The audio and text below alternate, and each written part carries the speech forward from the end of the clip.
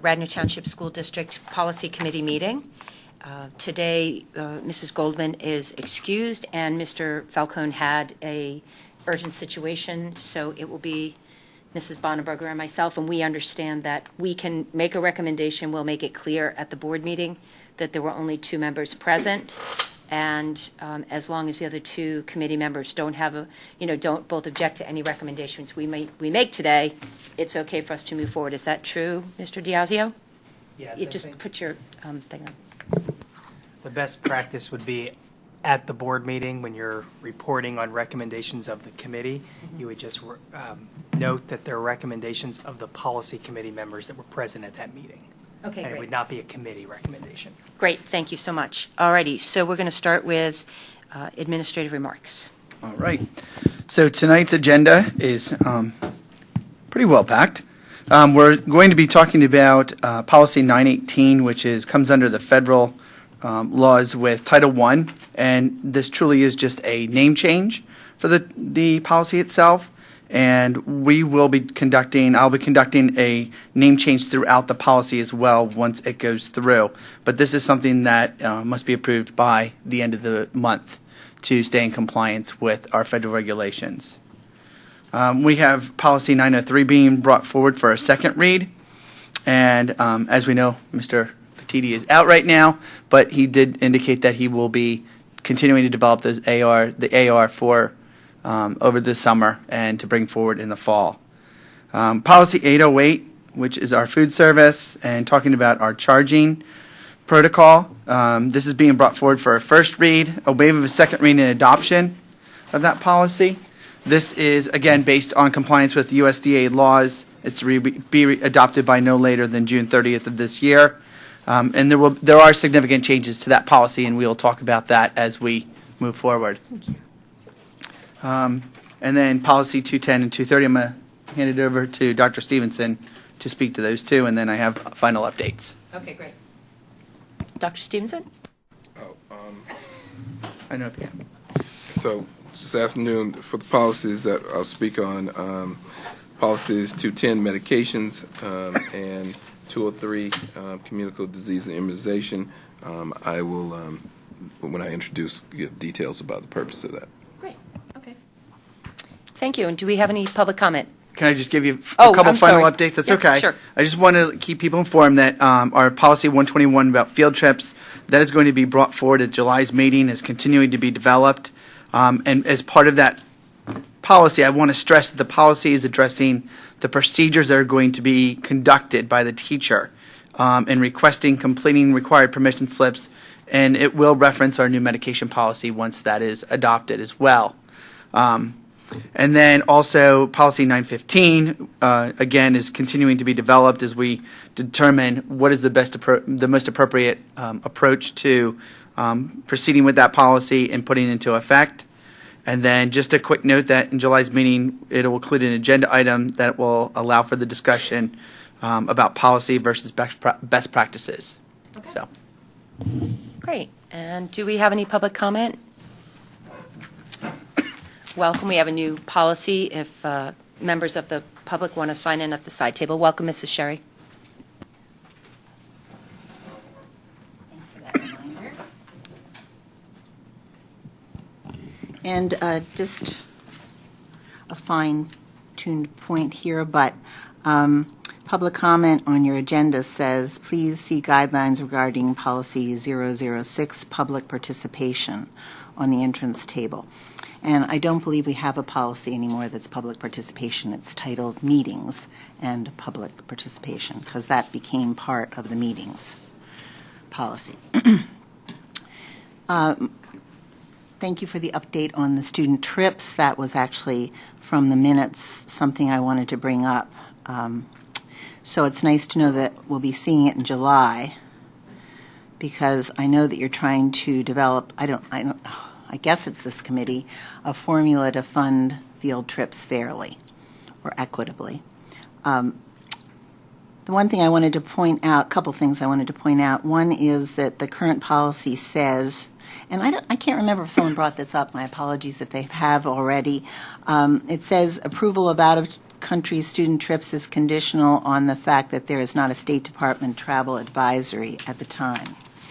And there's really not a category. When I checked on the State Department's website, it's travel alert or travel warning. So I don't know how you want to end up addressing that. But as I said, maybe that was already brought to your attention. That was brought up and is being addressed. Okay. And the other aspect that I think really needs to be included in the policy is that there's a currently, apparently from what I can read on the website, a European trip that's being planned by one of our teachers. And it says that the trip is not really connected with the school district. So she's making the plans and dealing with another agency. I just think that something like that, because we advertise it, and I think it's great. I mean, I'm glad that the students are going, but I think that the policy should say something about the fact that teachers may plan trips that are not connected with the district. There should be some way to alert parents to that fact. So I leave it to you to consider that. But if I was a parent and I saw it advertised and I also saw, meetings in the school district, I might not catch the fact that it's really not a school district trip. All right, my next point is a question again. When will we see an organizational chart that's updated? Because that is a policy. And finally, I wondered if the committee is going to address the parking space issue in the high school. I know that it seemed that what we were doing in practice in the past, which were to donate some of the spaces to nonprofits chosen by the administration or the board. I don't know what. I don't know who made the choice, but I would think that the parking spaces should be distributed fairly to all students, and we shouldn't be picking favorites among our nonprofits or even school groups for that matter. So I don't know. I know that there was some talk about addressing that in policy. I thought I'd bring it forward again. Thank you. Do we have any other public comment?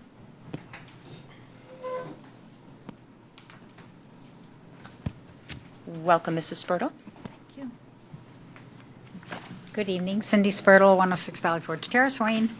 It's good to see the AR for the food services policy, which is something that I've been commenting on, and that the ARs are forthcoming for a few more of the policies is also good. And I also would like to ask or comment on the timing for the organizational chart. That's something I've been looking for, and I was even discussing it with a neighbor across the street who was curious as to different positions within the district and what role they fulfilled currently. And so since that's almost 4 years old. Thank you. Okay, thank you. So just to close up a couple of questions, I'm going to, let's see. The Policy Committee will not be addressing the funding of field trips. That is going to be addressed to the Finance Committee. I think we discussed that last month, so I just want to reiterate that.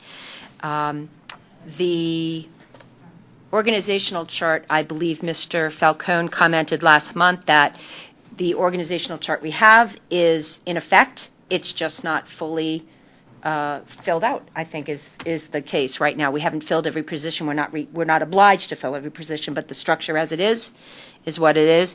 And with regard to the comment about, or the question about parking spaces, at a board meeting a number of months ago, by virtue of the fact that the board as a whole was not inclined to proceed with a policy to allow for parking spaces to be donated to charities. It's my understanding that as of this time, that is a practice we will not do unless or until a board brings forth a policy to allow for that. And the board, as it's currently constructed, did not bring forth that policy. So there's no further work to do on a policy about that because we brought it forward and a majority of the board did not care to do anything with it. So it's kind of a dead issue at this point, just to clarify. All right. Do you have any comments before we move to the approval of minutes? No. All right. So we have one. I'd like to make a comment about the minutes. It's not a correction to the minutes, but it's a clarification. Patty, if we could just put this into this month's minutes. On agenda item number 4, policy 903, communications.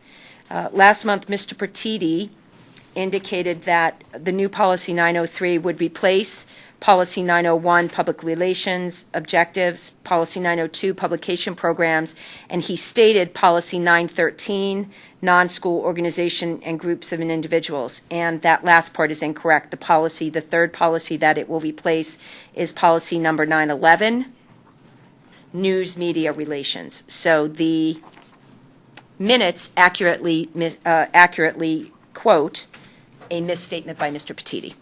So they were actually fine, but I just want to clarify the third policy was 911. And with that, let's get underway with 918. Okay.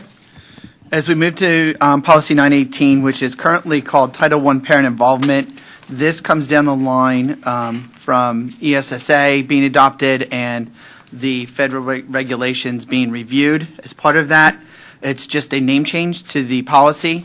It'll be changed to Title I Parent Engagement upon approval and adoption at the June meeting. As I said in my opening comments, I will be going through the entire policy to ensure that we have parent engagement where it does say involvement at this time as well. Okay, great. Julia, do you have questions about this one? No. Okay, I have a quick question. On the bottom of page 4, where it says PA Code Title 22 and 20 USC and Board Policy 102, what does that reference? Because usually that's kind of placed along where it references something. I will double check, but there, in regards to its actions and meeting with code, there were no other changes. So Okay. I will double check that All right. to see what they reference. Super. And I think with the spacing, you can probably delete page 4. Okay. All right, so I'm going to move, Julie and I, that we would go ahead and put this through as a first read, waive second read, and adopt at the June meeting. Thank you. All righty. This is kind of out of, it's just one quick question. Sure. I apologize. That's all right. Tony, why the change in the wording? Is there anything that came along with the state government? I mean, why? This is actually a Wait. Versus go. parental. Dr. Ryborczyk, so can you give us just a touch of background? The question from the audience was, why is the change being required? Sure. So this is when the Every Student Succeed Act came through. There was a review of all federal programming by the federal government, and they made some significant changes just to the protocols and the language that is involved with the federal programs to make it more specific to various parts of ESSA to match it. So this was one of those individual policies that is, to me, in compliance with Title I, and this was part of the change that was occurred. I know, I'm just curious. So maybe let me just say, because as I read the policy, and maybe this will kind of clear it up, I think it's probably the difference between the passive notion of involving a parent, like a parent could sit at a meeting, versus engaging them in the meeting, which is a more active participation. And I'm going to make some kind of assumption that research has shown that, you know, with all parents, that if we have them actively engaged, it probably leads to better outcomes for kids. And this also That'd be my leads, guess. it does, and it also leads to the Title I philosophy of the engagement component, where we have our Title I, it's previously known as Involvement Night, which will now be engagement, but they're also having parents, when you review your programs at your schools, where Wayne Elementary is a targeted assisted school in regards to our Title I funding. So parents are actually involved in the engagement of looking at the policies, the programs itself, and helping to determine whether or not they're been effective for our students. Right. Okay, so let's move on to item number 2. So item number 2 is policy 903, the communications policy. As we indicated, there were no changes from last month when it went through the first read, but we are asking for support and requesting that it go forward for a second read and adoption at this month's meeting. And as I indicated, Mr. Petiti stated that the AR continues to be worked on, will be worked on over the summer and presented in the fall. Okay, Julie, do you have any concerns, questions? I don't. Okay, great. Let's move on with that. On to 808. Okay. 808. So 808, policy 808, food services under our operations. How this came about was thanks to Mr. Diasio and Mr. Christofko. It became aware that the USDA guidelines, the laws had changed, and it was required that we have a charging policy in place as part of our policy, a charging procedure. And it was kind of nice that we reviewed this one as well, because I know one of our pet peeves have been that the policies that were the boilerplate from the PSBA in 2008 and the ARs exactly mirrored each other. So we had the opportunity to remove duplicated language from the AR and the policy and really kind of spell out what this policy entails. So as you go through, it's really about ensuring that if you look at the redlined areas, that we operate in compliance with the USDA and the federal guidelines established by Child Nutrition Division of the United States, that we have food operation systems that no student, staff member, or other individual may be discriminated against in the authority. And then as we hit right before the delegation of responsibility, it goes into the pricing piece.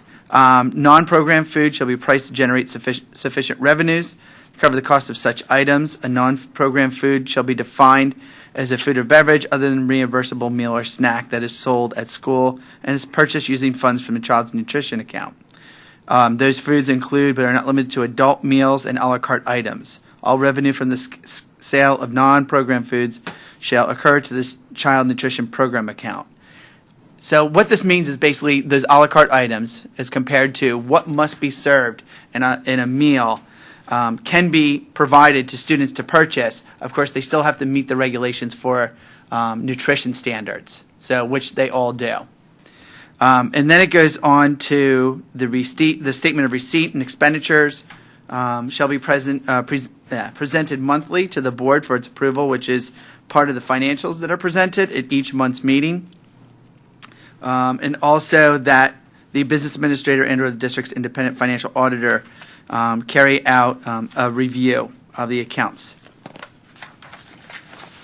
Okay. When you go on to page 2 of 3,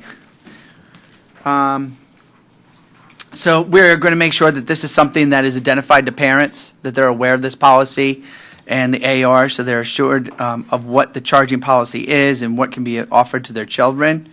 And then the rest of, you can see a lot of just grammatical changes to titling the food service program from lowercase to uppercase.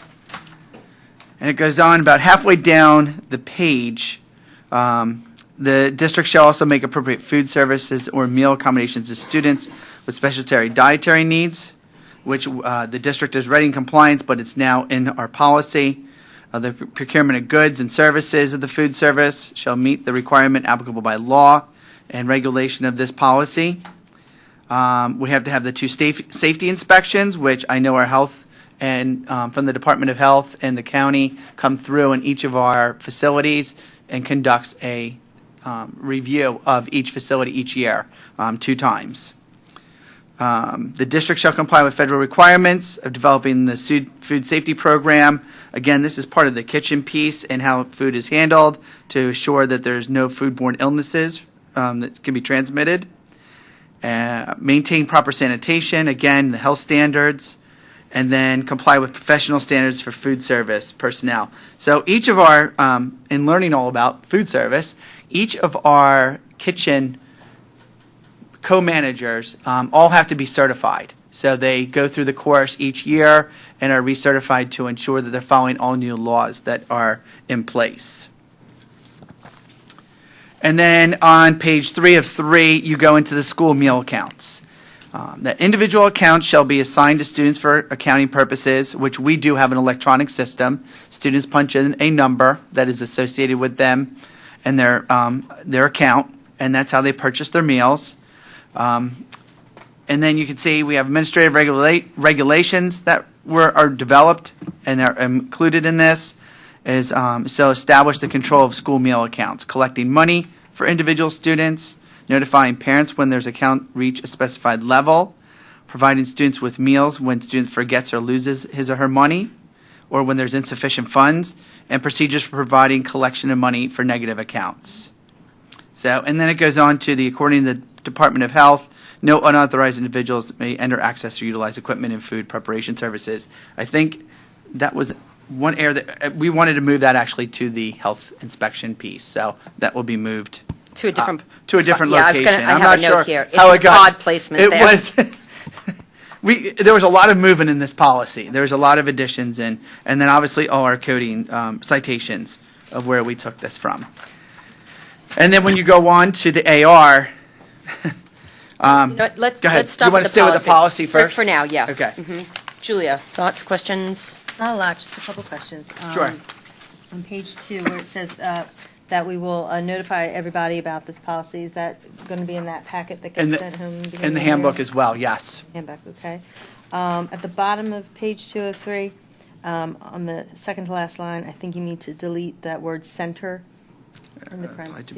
both school, I think that was probably generic operated food language. service. Okay, such professionals. Actually, would it be district-operated food service? District, I was going to say, that Yeah. would be both. Not just- even school, just No. district-operated food service programs. Okay. And the last question I had is on the very last line where it says that no unauthorized individuals are able to, or are to enter, access, or utilize equipment. Is that just during the school day, or is that always? My understanding, that's when the hours of operation, the kitchen is in hours of operation. Do you need to put that in? Because I know it's Yes. just a lot of PTO action on the weekends and stuff. No, but it would only be during when it's school-operated hours. Do you need So, to add that, or do you feel good that it's not necessary? I do because it's only part of the health regulations that come along with the inspection. Okay. So I think it would be need to be part of that. I learned a lot about And- inspections and everything else. So. Actually, I want to follow up on that because, Tony, I would be concerned that if we don't say that it's during school hours, people During. might infer from this that we are no longer able to use the cafeterias Oh, for like for PTOs or things like that. So, when they do the fairs and all. correct. Okay. Is there any harm in adding that in? Since Those uses would be authorized uses, so at no point in the day do you want unauthorized individuals in your food service area. If there's after-school activities or Okay, they're external authorized. groups that are Authorized, utilizing, Okay. they're All right, authorized. great. That's good, thank you. And you're going to move that somewhere else? Yes. Okay. Julie, do you have anything else? Okay, I have a couple of Sure. things about this. So, for consistency's sake, and because I'm assuming that somewhere along the way, the USDA came up with this notion of the food service program. So let's just make sure that throughout the policy, there's a couple of places where I would capitalize it and call it that. Okay. Procurement of goods or services for the food service program, because we are speaking of the program food. Okay. I'm a little bit, so under authority, I think that I think we have some different class language now that we use with regard to non-discrimination that might, I thought we had a very generic term about we're not going to discriminate. And I think, I don't know what member the class language is. That's probably correct. The USDA prescribes different language, but you can certainly be broader than that if you have standard language that you're using here at the district. I can reference the policy that includes our Yeah, discriminatory. we have a We non-discrimination do. policy. We just worked really hard So on it. I can go yeah, into, I'd rather be that more policy. inclusive with regard to that. be consistent as well Correct. from. The, under delegation of responsibility, so, and I see that this is the old wording, but I'm wondering if it makes more sense to be technically, the operation and supervision of the food service program is technically the responsibility of the district or its designee, because we may or may not have a food service consultant, correct? We do. We do now. We might not. So Ken, the responsibility is technically the district or the superintendent or his or her designee. Okay. Because there might be a point in time where we don't have a food service consultant. Yes, we utilize one, but we hire that person. And the only other thing that I noticed in here, and because we're making some changes, a consistent use of whatever the terminology is, whether it's an individual student meal account, if that's the term, that's probably the term we should use throughout. So in some places, we call it the child nutrition account. In other places, we call it the cafeteria account. Okay. Do we mean the individual student accounts? Because if so, that's probably what Meal this should account, say. yep. If that's the term student meal account, is that Yes, the term? Yes. Okay. That is what is used within the district. So Yeah, I think it's can just going to make be important that we use the same terminology Okay. throughout. Yeah, student meal accounts, is that what we call them? Mm-hmm. Okay. So under school meal accounts, number 4, that. Yes. procedures for providing collection of money for negative counts. Now, I know that this regulation this is all the stuff that we're spelling out in the regulation. Correct. But I'd ask you to give a little bit of thought, and I'm not married to it one way or the other. However, as I read through the AR about how negative accounts are handled, if we've got one student who runs a negative account, but their sibling does not have a negative account, and it's on the verge of being a bad debt, in those situations where there might be more than one student in the family, are we penalizing the whole family if one student's negative? Is it just about individual? And I don't even mean penalizing, but I mean there's consequences. There's a series of action items that occur if a particular student's account is negative. But what about if there's multiple children in a family and one of them's negative and one of them's not?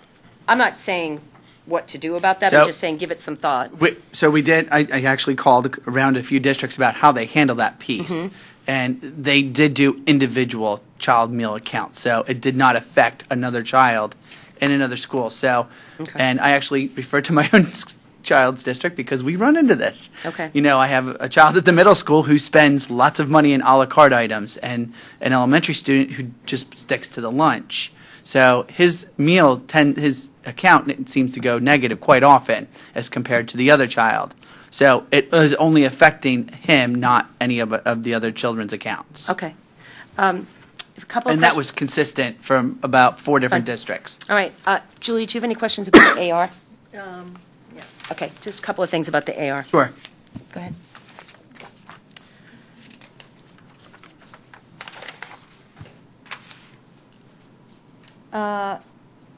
Okay. Regarding the whole meal charging and when it's a negative balance, I didn't get a sense of the true procedure, and I think it was the real goal was to avoid embarrassing the child, right? Mm-hmm. So if a child comes down and cannot buy the food that is in front of him or her, I didn't get a sense of how it should be handled. What you say to that child, what you do. So when they come up to the cashier, they're made aware of that they may have a negative balance, but nothing is going to change in regards to the meal that they have in front of them when they first are approached with that situation. So it's okay to say that, Yes. FYI. Yes, And absolutely. whatever they have on the tray, it's okay. That goes. Correct. Okay. And that goes up through the 3 meals. And again, this was something else that we looked into other districts as well to kind of get a feel of how many meals they kind of go until that point. And the reason is, the reason for 3 meals, it allows for at least time for that situation to be addressed. That the parent is reminded via a phone message or they are contacted personally by our food service person that's within the district on a daily basis. Okay. I'd like to follow up with that for just a moment because, so I'm actually seeing 2 contradictory statements in the elementary and middle school. It says students are permitted to charge up to 3 qualified meals. Now, again, this is where I was saying to you before about we should probably be consistent. When you say qualified meals, you really mean food program meals, correct? Correct. Okay, so, and then it specifically says students are not permitted to charge a la carte or other non-program foods when their individual accounts lack sufficient funds. So, to Julia's point, the way I just heard her ask that question, my kid shows up with a la carte food, his account is negative, and you're telling me that he can do that 3 times before he's turned away, and I'm reading this saying, no, he can buy 3 program meals, but he can't buy a la carte, and moreover, the first time they walk up with a la carte stuff and find out that their account is negative, if I'm reading this, they shouldn't be able to purchase the a la carte food that first day, but I don't think that that's how we're handling it, and that's not how I understood it from you when you answered Julia.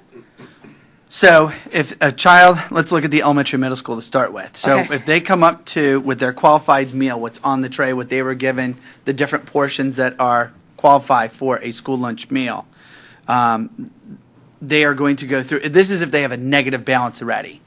But what we're saying, and if you read through the further in the AR, we're hoping, our goal is to capture that prior to. So if their lunch account is running low, say $10, the parents are going to get an automated phone call that explains, you've reached $10. Please understand that when your child's account hits $0, that they will no longer to be able to purchase a la carte items. They will only get the qualified meal. So parents are being pre-warned that this is what this child can get. Okay, so, but assuming 2 things. ahead. One, parent doesn't tell the kid or doesn't remember to give them a check or whatever. And so the child shows up at the counter with non-program food. Then they would still have to ask to be return the item, yes. They would be asked to Yes. return the food. Yes. Okay. All right. So I just wanted to be clear about that. And is $10 the amount? I think ours is set at. We just kind of, we Okay. haven't decided All right. that yet. We really are looking forward. I had an in-depth discussion with Michelle Dico and Beth Cook, who's our elementary food service person, and we talked about this all automated component and making sure that Sunday and Wednesday nights the message goes out to parents. Okay. So, and Byron's now involved as well with that. Okay. Because we believe we can do it through the e-school system in Harris, which is our lunch account process Okay. software. All right. Julia, So- anything else? I just want to clarify, so the difference between elementary and middle versus high school is you're going to bring the student to see the cafeteria manager and deal with it on a case-by-case basis. Correct, because there's so much of the a la carte menus at the high school compared to the elementary and middle school. The elementary and middle school are pretty much set lunches when they go through. And they have to take certain items as part of a qualified meal, whereas they have a little bit more of a flexibility at the high school. So that's why it's to be brought to the cafeteria manager's attention so they can address that one by one. And how do you do Case that by with minimal amount of embarrassment? My understanding is that's what happens now, so I'm not sure that there's really they're not like sending out messages or anything, along those lines or calling kids down. They do tend to address it right in the lunchroom, pull the child aside and, hey, you're headed towards a negative balance. You might want to address this. Because my understanding from speaking with the high school, a lot of the kids put their own money into their accounts. It's not really the parent sending a check in or anything. It's the child with $20 saying, here you go. And legally, we're okay with that? That's not considered shaming? The policy as drafted is fine. Okay. The school district doesn't have to permit any charging if it chooses not to. So by Okay. allowing charging, you're certainly in compliance. Okay. And then just at the end where it lists the webpage, the district food services webpage, is that something that changes often? I just don't want to get in a situation where it's going to be old, outdated webpage if it's listed here. It does not. And actually what our plan was, in speaking with Beth and Michelle, was we're going to put this information as the main feature on that web page. So they have adequate access. Okay. Okay. So a couple other things. The meal status confidentiality on page 2 of the AR. So I think that it's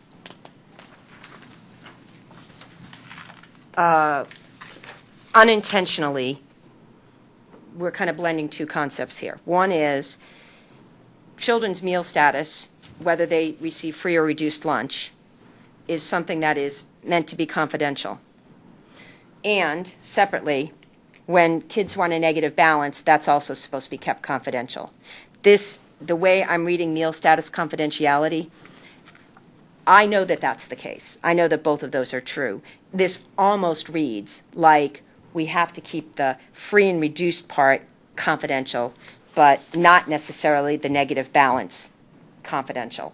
And I just think, so this is an AR, so we don't have to get into, it's not policy, but I do feel like this piece needs some Clarity to the rewording. language, okay. Something, because I think what your intention here is to say, which really actually has nothing to do with, I mean, meal status is one issue that's really very separate from the concept of meal charging.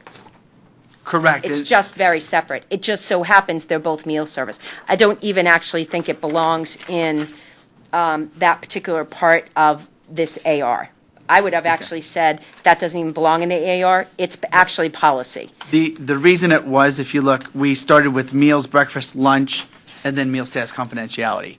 So that's why that was included in that piece. I understand that, but Okay. I'm saying the concept of that if a child is free or reduced lunch, that meal status is, I think, Ed, jump in. I think that that's actually at a level where that actually belongs in the policy, not the AR. Okay. But check with Ed. And then the other thing is that where it says all students have accounts to purchase their lunch and are treated the same at the register. Again, because that comes right after the free and reduced, it makes it seem like we're just talking about free and reduced, but we're talking about all kids. All students have accounts to purchase their lunch and are treated the same at the register, provided their individual account is not delinquent. So a kid could be not free and reduced and have a delinquent account, or a kid could be a reduced lunch and have or not have a delinquent account. A student can have free lunch for the program lunch, but have an account for buying a la carte items. I'm going to assume we allow for all of those options, most especially at the high school, but We can clarify that language for Okay. sure. I understand what you're saying Yeah. now as I'm reading through it again. All right, and what great. you're describing. then the only other question I have, and it's, again, not policy, but, so this part down here about delinquent school meal account debt, again, we are talking about and this is the reason I asked you about individual accounts. So if we have an individual account that's rolling over into bad debt, but another family member doesn't have a negative account, are we, so when you just say school meal account, are we talking about individual student accounts? Because if it's individual students such that student, child number one in a family could be running a negative account such that it might even be turning into bad debt, but their sibling isn't. And would we take on bad debt when we could just use the money from the other account? I Like don't that. think you can. No, you can't. So that's what I'm saying to you. Yeah. So clarify that this is individual accounts. And then assuming that we write off something as bad debt, this all makes it seem like it happens at the end of a school year. What happens if there's bad debt in the middle of a year? So we write it off. Does the kid start back up in the new semester with charging capabilities? Just, these are like, there's just some practical pieces about it that, whatever it is, it is. So, Ed, you look like you wanted to say something. I think that comment highlights why maybe the end of the school year is a natural point to review the negative accounts. It doesn't have to be. Okay. One other comment I have, going back to the policy, in making the word changes between individual accounts and cafeteria funds and things like that, I just want to highlight that on the bottom of page 2 of 3 of policy 808, Wait, there's 2 pages. It needs to be changed. So it it's should be the the actual first title, page. the very Yeah, first it says page. page 2 of 3, but it's really page 1 of 3. Yeah. Okay. In that one particular instance, just keep in mind that there are individual student meal accounts, and then there is a district-wide food service fund. The district's food service fund is what the independent auditor comes in and looks at. That's what the business manager is supposed to be reviewing. So that particular item should not be changed to individual school. Yeah, actually, I would have said a periodic review of the district, whatever our official name of the Correct. food services account. That Correct. shouldn't say cafeteria accounts because it's a district, you're talking about the district food services fund, Correct. which is different from individual student accounts. Yes. And different school districts call that fund, sometimes it's the food service fund, sometimes it is the cafeteria fund. But Right. Every district has a unique name for that. So, Tony, whatever Michelle calls Yep, that I'm fund. gonna, that's what I said, I was gonna Thank go you. to Michelle. All right. So, I mean, I'm a little anxious about this one because there's a lot of changes.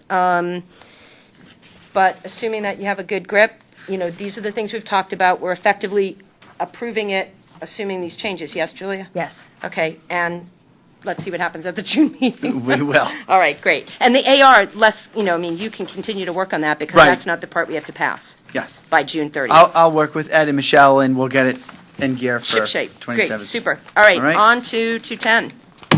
Dr. Stevenson. Thank you. So the reason why we're bringing 210 forth are for a couple of reasons.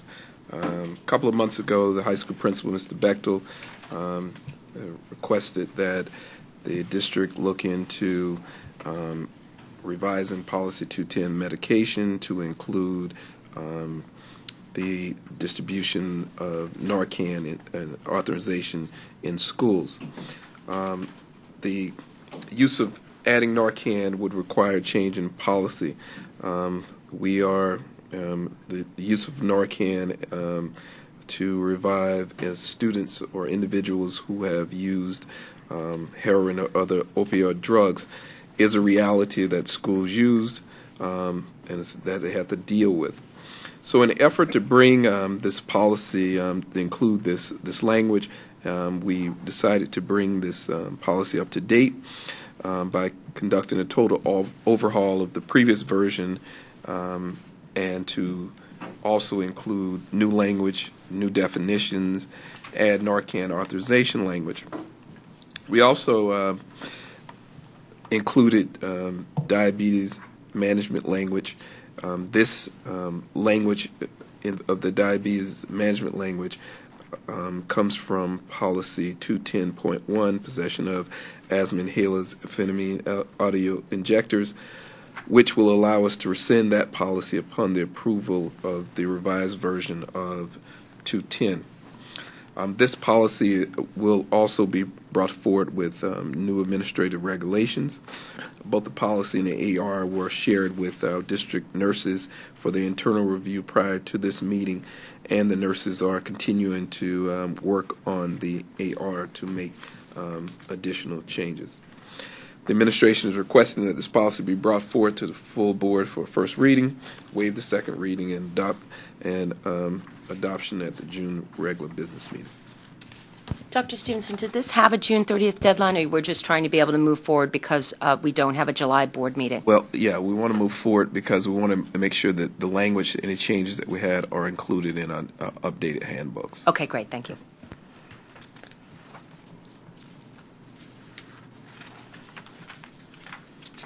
So, Julia, questions? Forgive me if I'm asking a question that has an obvious answer. I'm not sure if I found the answer later, but is there language in this policy that covers over-the-counter administration of medications? Ibuprofen, Pepto-Bismol. Technically, that would fall under the definition of medication in the policy. So it's treated just like over-the-counter medicine would be treated just like any prescribed medication. So on page 2 where it says the medication, second paragraph of all medication, it says medication and packaging from which pharmacist instructions or manufacturer's labeling has been removed. So manufacturer's labeling means it could be over the counter. Correct. Okay. So when my children, I think I give permission at the beginning of the year for my children to receive over-the-counter products from the nurse. I just didn't see that language here. Is it addressed somewhere and I'm not? I believe that is going to be incorporated into. Oh, it's in the definition of medications, any over-the-counter medication. If you turn to the first page. Okay. So any use of medications in here covers that. So this is the issue, though. Okay. I don't see where it says the school is allowed to give my child over-the-counter medications if I give permission to do so. Does it say that here? So, Yeah. yeah. I think I understand the question. I think there is a sentence or two that we can add. I don't see that language in this policy, but there are standard two sentences. That This is the medications we're talking about that the nurse has on hand. I totally that we- know. No, yeah, But you see I'm clarifying Yes. what you're saying, right? That the Tylenol, the Pepto-Bismol. Right, not the stuff that my doctor is Correct. giving permission, just the stuff that we give. Correct. With my permission in the beginning. I don't see that procedure, what we do every year, is being covered in here. So, Ed, take a look at the first paragraph of all medication on page 2. Prior to the administration of any medication to any student, the parent, guardian shall complete and return to the school nurse the form attached to and made part of the accompanying AR, Is that which this must form? be renewed each school year. Yes. So this does not So address, so that doesn't have medication, Tylenol. there is a form that gets sent home every year, and it says, is it okay if my Oh. child receives Yeah. bump, bump, and bump? On the emergency Yes. card. Without a doctor consent, just, Correct. is it okay? It is a part of that emergency card that you give your doctor's numbers and your dentist and all that. There's a bottom statement that says, do you give permission to the school to administer basically Tylenol, Advil, Pepto-Bismol? So, Dr. Stevenson, you'll incorporate something like that into the AR? Is that part of what you do? Yes, what Ed and I was talking about when we met with the nurses, there were some concerns about some of the language. So we will have to go back and revisit to get some clarification on that and bring that back forth. So we have that in there. Correct? That's correct. And the one thing I'll add to that is that the form that's been presented here as an attachment, I think we're planning on going back over the summer and revising this appendix and possibly adding to it that form that you're referring to, because you're correct, there is that other form that has parental authorization for over-the-counter medications. Okay. Regarding the whole naloxone and Narcan, be aware that naloxone is the generic, little n, please, and you keep saying Narcan in parentheses. There's actually another product on the market now, so I just don't want to get tripped up in, it's like EpiPen. We don't say EpiPen anymore, so I think you might want to move to that. And to that point, the new product has a unique injection system. It's like naloxone for dummies. Like it talks to you. It tells you how to administer it. But this language sort of said that you can only be administering the drug if you're trained to do it. So, and Ed, correct me, as it currently stands by regulations, that's how it stands. Our nurses have to be, there's an online certification, so like we already had 2 nurses already have the certification. So I think what you are discussing is something that we can revisit, particularly in the AR, to change. That's why the majority of the language is in the AR, so we can make those particular changes as medications and administration techniques become improved and different.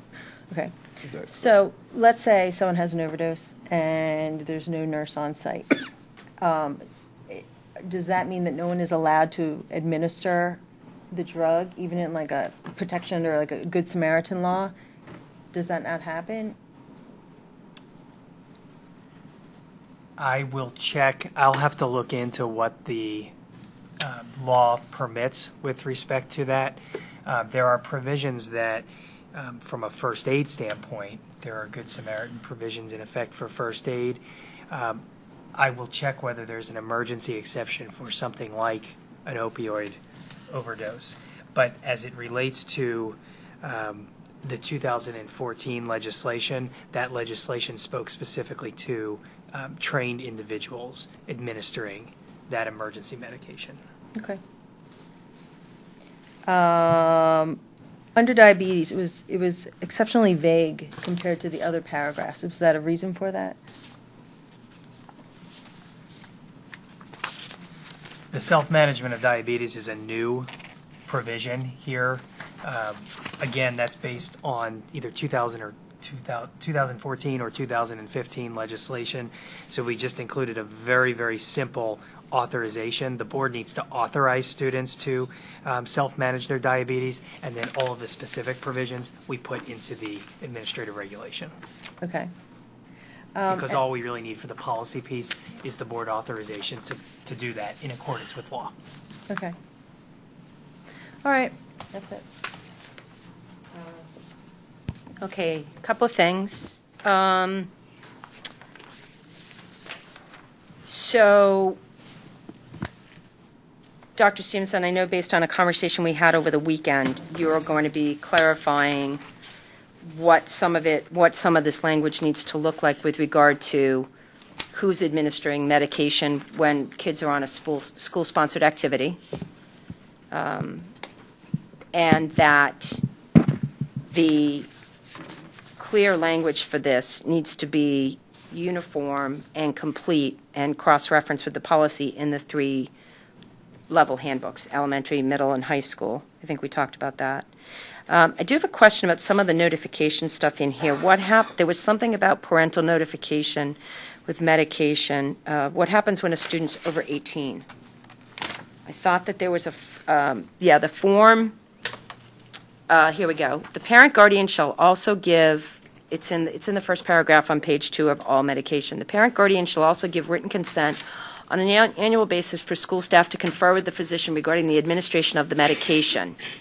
The district will not administer medication if the parent guardian fails to provide this information on such a form. If the student is 18, they're covered under their own HIPAA laws. How's that going to be handled in policy? How should that be handled? We can look into that. Where is that again? That's on page 2? Page 2. It's on page 2, under all medication. I just, only knowing that the HIPAA laws have changed quite a bit.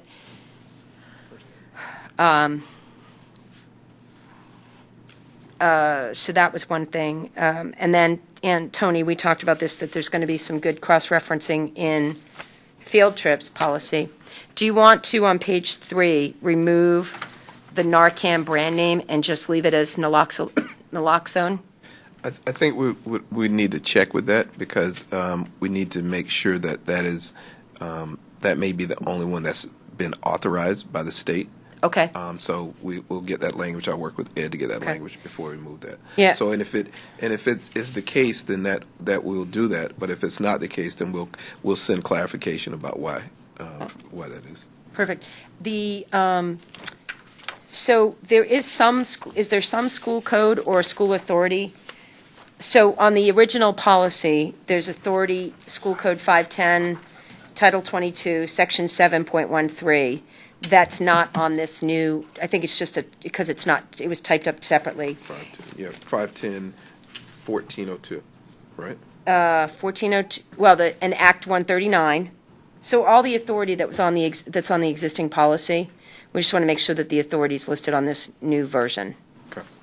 And then the first sentence of the delegation of responsibility, Yes, which is on the existing policy, Will be needs to be inserted into this superintendent or designee in conjunction with is head nurse, is that the term we use? Certified school nurse, I would think. School nurse. Yeah, so, Anthony, the language would need to say, in conjunction with the certified school nurse, shall develop procedures for the administration and self-administration of students' medications.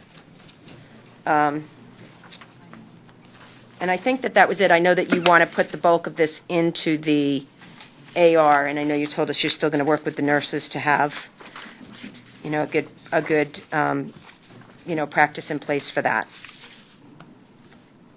So was there anything else we needed to do with this one?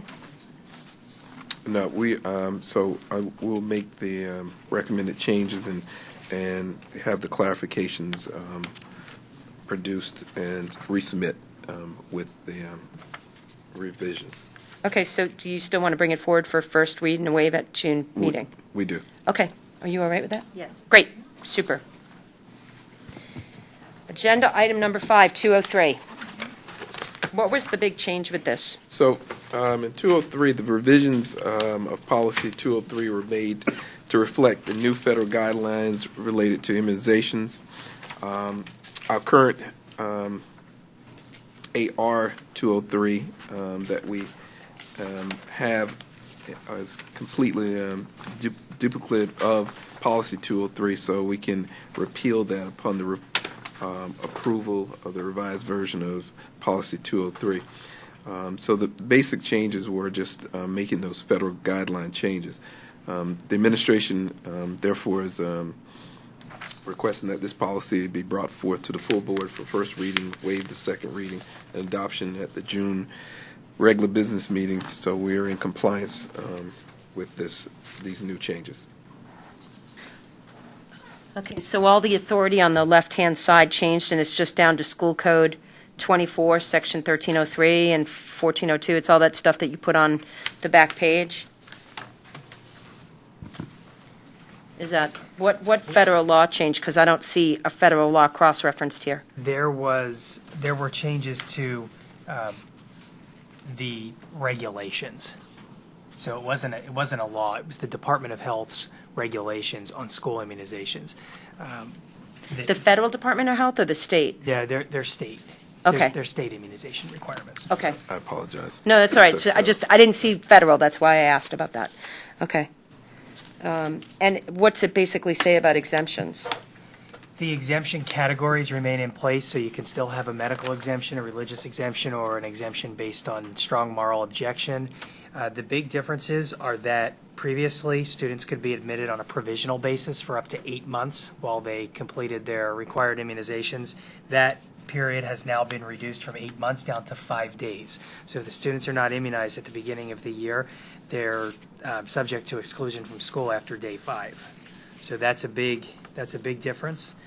And then there were just some minor tweaks to the different immunizations that are required. So pertussis was formally added as a category. There was some clarification with respect to how many doses of the polio vaccine you needed. Just a couple minor changes to those types of things.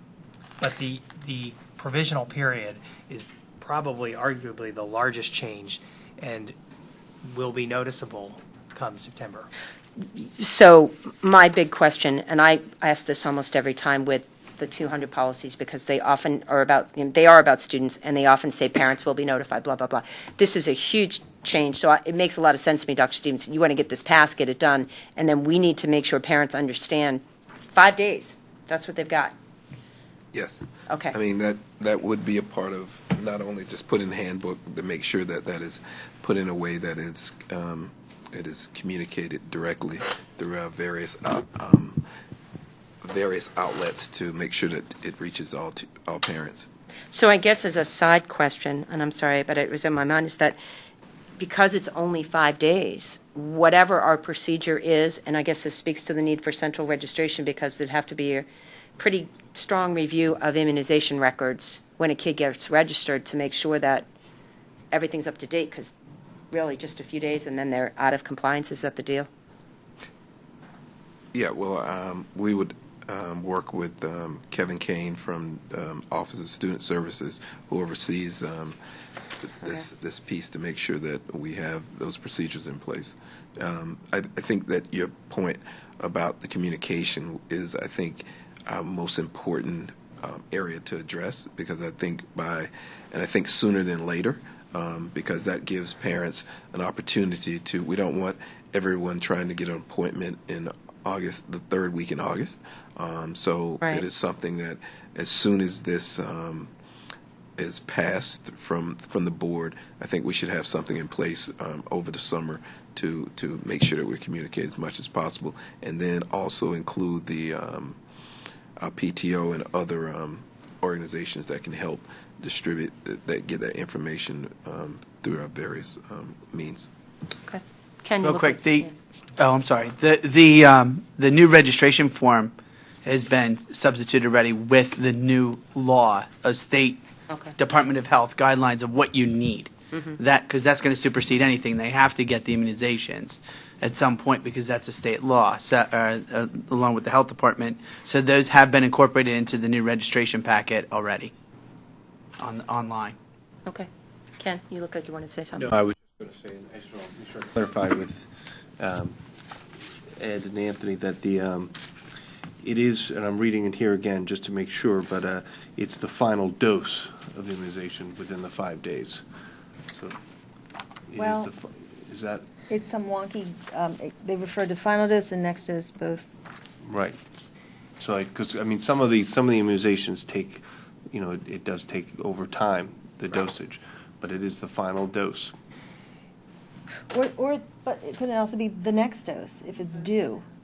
It can be the next dose, and there's language in here about About following the plan every 30 days? correct. So let's say the child has 2 doses of a required vaccine left to go, and they have the first dose within that first 5 days, they can then be admitted.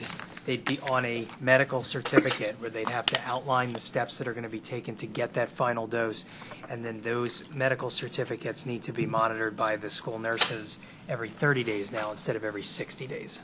Okay, thank you. By the way, I have 2 children who are entering grades that require immunizations, and I wanted everyone to be aware that I got a call from the nurse just to remind me personally. So I'm glad that they're so going the extra mile to get the word out.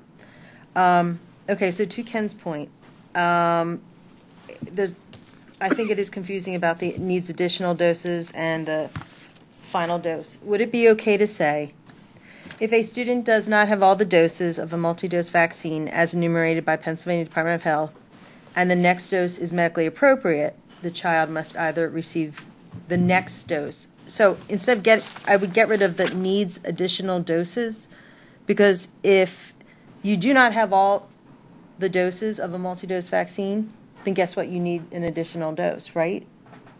Yeah, you need the next dose. Right. So I would suggest you get rid of needs additional doses from that paragraph as well as the second one. And then I would change it to the child must either receive the next dose and the next dose can be the final dose, right? Within the next 5 days, or receive the next scheduled dose within the first 5 days of school. And I'd repeat that on the second paragraph. I think the language that refers to needs additional doses implies that there's more than one remaining dose to go. So not only do you have to have the next dose if it's medically necessary, but you also need to provide the medical certificate.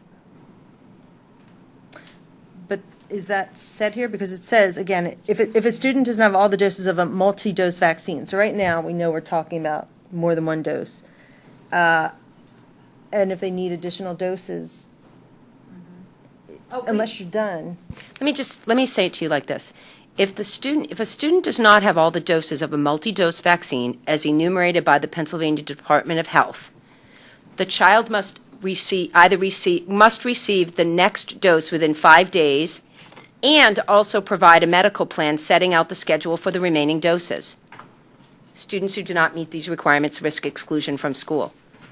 Because I think the important part is whether it's the first of 3 or the second of 4 or what have you, the fact of the matter is you're requiring a medical plan setting because, Ed, didn't you just say that the kids are going to go on a medical certificate? Yes, I think we can shorten that language to condense it a little bit, which is what I think you're trying to do. I just want to be very, very careful because the way that the Department of Health has written this is a little bit nuanced, and the intention was we really use the same language that the Department of Health has used. So I just want to be very careful. We've done that with PSBA, though. Got us in a lot of trouble. I agree. I understand that. So I see where you're trying to take out some of that additional language, and I can take a look at that and try to shorten that up. Thank you.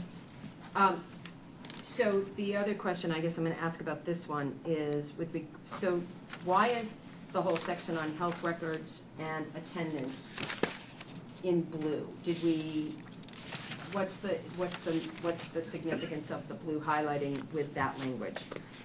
There must be a comment that's off to the side that must be cut off the page Okay, because it's highlighted. okay. So you'll see at the very bottom under education, see how there's those Yes, dots off yes, the yes, side of the yes. page? There's obviously a text box Yep. on the outside there. I wonder if we, you know what, it probably just says that they were, Remaining consistent. I think that it probably says that language was moved up from below, because if you'll see later on page 4 and 5, it's that same language below the references that was just deleted. Okay, so then the only other question I have about this policy is, again, do we need any kind of reference with regard to the health records if a student happens to be over 18? We can certainly look at that, and what it may make sense to do is add a cross-reference to your student records policy. Right. Because that will indicate under FERPA whether the parent has the rights or whether the student has the rights. Right, exactly. I know that with my mind goes to that with health stuff because of the HIPAA stuff. All righty, so clearly you need this one done so that you can move forward on a notification. So that's great. Julie, you're okay with it? Yep. All right, so we are going to move that as well. It's good to hear our nurses are reaching out already. Yeah, it's great. I don't have any new business, do you? Okay, so why don't we have public comment? If there is any secondary public comment. And I may be stepping out in a moment to head over to the 8th grade assembly soon. We could keep this moving. Yes. Hello, Judy Sherry, Governor Circle. Why is it that the way we approach policies, we have generally 2 readings of the policy? Mostly it's, and I'm going to indulge you because I know we are well ahead of schedule. It's funny that you should say that, Mrs. Sherry, because I was reading the agenda tonight. I'm like, wow, we really are doing a lot of waiving tonight, which is not an ideal situation, but almost every single one of these is of such a critical time crunch, either requirement by law and or, as you heard Dr. Stevenson say, in both of these cases, we need the policies passed so that he can proceed with student handbooks and things like that. The intention of a second read is to have there be able to be the feedback that you would typically want. What I can share with you is I worked really hard with Dr. Stevenson and Dr. Rabarchek, solicited feedback from Julia and from Mrs. Goldman. I wasn't able to reach Mr. Falcone. On an individual basis, just to make sure that we were trying to cover as many bases as possible. The intention is to let there be the time for thought and reflection. We have been slammed. The district has been really hit hard this year with time-sensitive state and federal mandates with regard to some of the passing of the policies, which is not an optimum condition. I guess my question is, when did the district learn that some of these items had to be completed at the end of June? So I can speak to the parent involvement, now parent engagement.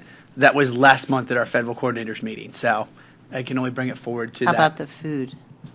The food was 2 months ago. So they are, we go by when the information comes out from the agencies. Because, I found that the number of changes that were recommended, as well as the clarifications, I think if you have to discuss something for a fairly long period, it's not clear. It's not written the way it should have been written. So I find it astounding that we can race along and have this approved by the board without really even getting a chance to see how these rewrites turn out. So it's a big responsibility. And your committee here today with the discussion is 2 out of 4 people. So it's a big responsibility, and writing policies is about the most important thing you can do as a board, as you know. So, I found it, again, pretty astounding that we're able to go to a final reading. And I do respect the fact, Ms. Stern, that you mentioned you have reservations about it yourself, because it just seemed to me that the number of changes, and apparently there's been discussion even before this meeting about some of the changes. So well, and we didn't discuss it as a committee. I want to assure. I reached out to Mrs. Goldman. No, I reached out to Mrs. understand. Bonham. So it was yeah. And I'll just to allay you, I didn't use the word reservations, but I was struck by it, and I can assure you, and the 2 of them will look at you and assure you as well. I will follow up with both of them and make sure things are as we discussed today so that they are as ready as they can be for the June meeting out of a sensitivity to that concern. Well, I hope the full board will get a chance to see, here's what it looked like, and here are the changes, so that you can tell all of the different changes recommended, because I think it needs other eyes to take a look at it clearly. And as I said, I know that there's a reason that we've had 2 readings typically on policies. And when it's, a name change or something like that, I can see, okay, you don't need to spend a lot of time. But these seem to have requirements that far exceeded that. Thank you. Appreciate it. Thank you. Is there any other comment?